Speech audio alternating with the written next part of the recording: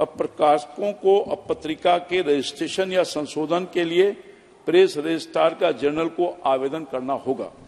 आतंकवादी गतिविधियों में शामिल लोगों को समाचार पत्र और पत्रिकाओं के प्रकाशन की अनुमति देने का प्रावधान इस विधेयक में किया गया है। अनुमति नहीं देने का प्रावधान इस विधेयक में किया गया है, जो बहुत बड़ा एक सकारात्मक कदम है। था कि ये जो महत्वपूर्ण बिल आए हैं, निश्चित तौर पर एक बहुत बड़ा क्रांतिकारी कदम उठाने का काम माननीय अनुराग ठाकुर जी ने किया है और एक नई संदेश देने का काम किया है।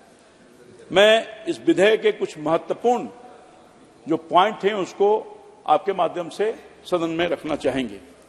अब जब ये नया कानून आया है जिस पर विमर्श हम लोग कर रहे हैं, अब प्रकाशकों को अब पत्रिका के रजिस्ट्रेशन या संशोधन के लिए प्रेस रजिस्ट्रार का जर्नल को आवेदन करना होगा।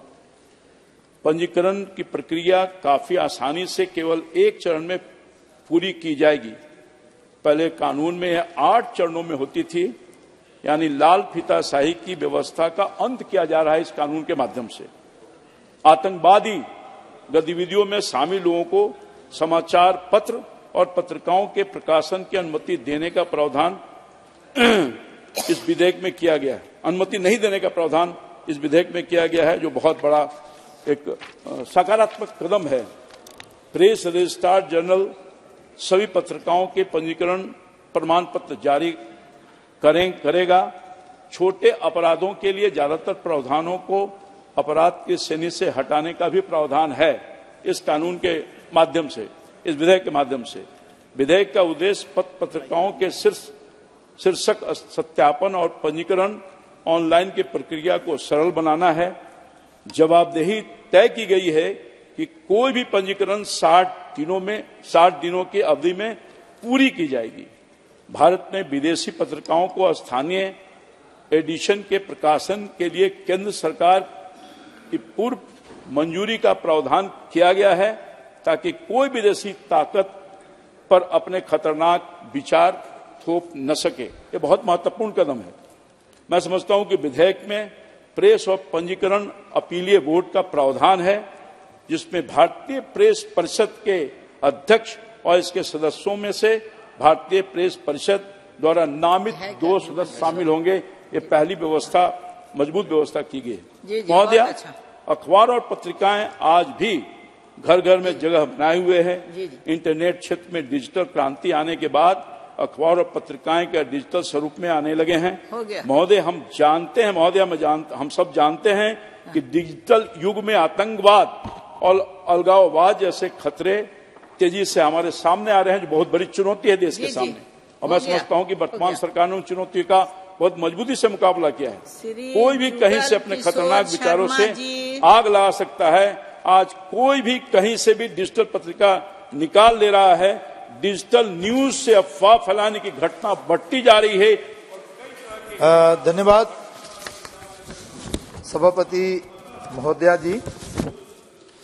मैं आपका आभार प्रकट करता हूं कि आपने बहुत ही महत्वपूर्ण इस विधेयक पर मुझे बोलने का जो है वो मौका दिया है।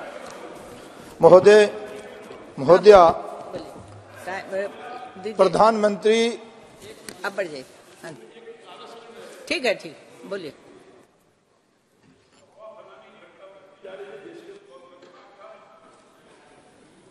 अतः इसका कंट्रोल बहुत जरूरी था और इस कानून के माध्यम से किया जाएगा। नियमों के दायरे में आने से देश विरोधी तत्वों का खात्मा होगा। गलत सूचना फैलाने वालों पर लगाम लगेगी। लेखकों और विचारकों को एक कानूनी ढांचा मिलेगा और सरकार इस बिल के माध्यम से अधिक स्वतंत्रता देने की कोशिश की है।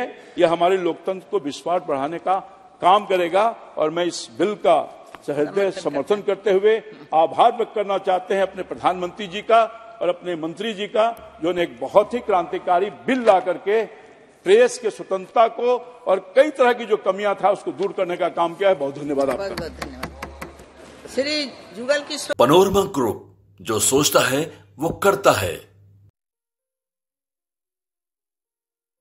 ये लो, मुंह मीठा करो। आज मैंने अपना जॉब छोड़ दिया। अब हम पूर्णिया वापस जाएंगे। जॉब छोड़ दिया है? मतलब ये घर कैसे चलेगा, हम करेंगे क्या और माँ बाबूजी क्या बोलेंगे? इसलिए मैं एक और मिठाई का डब्बा लाया। अपने बिजनेस के लिए लोन अप्रूव हो गया। अरे लोन अप्रूव हो गया वो तो ठीक है, लेकिन पूर्णिया में हम रहेंगे कहाँ? अपना घर भी तो नहीं है वहाँ। इसलिए तो एक और मिठाई का डब्बा अलग से लाया हूं। हमने पूर्णिया में घर ले लिया है, पूर्णिया के ई होम्स पैनोरमा में। पूर्णिया में पैनोरमा ग्रुप लेकर आए हैं ई होम्स पैनोरमा। बड़ा घर, आलीशान जिंदगी और अत्याधुनिक सुविधाओं के संग। अरे अरे, अब क्यों मुंह मीठा करवा रही हो? क्योंकि हम घर वापसी जो कर रहे हैं। घर वापसी की खुशी पूर्णिया में ई होम्स पैनोरमा के संग। ई Homes Panorama, luxurious lifestyle redefined.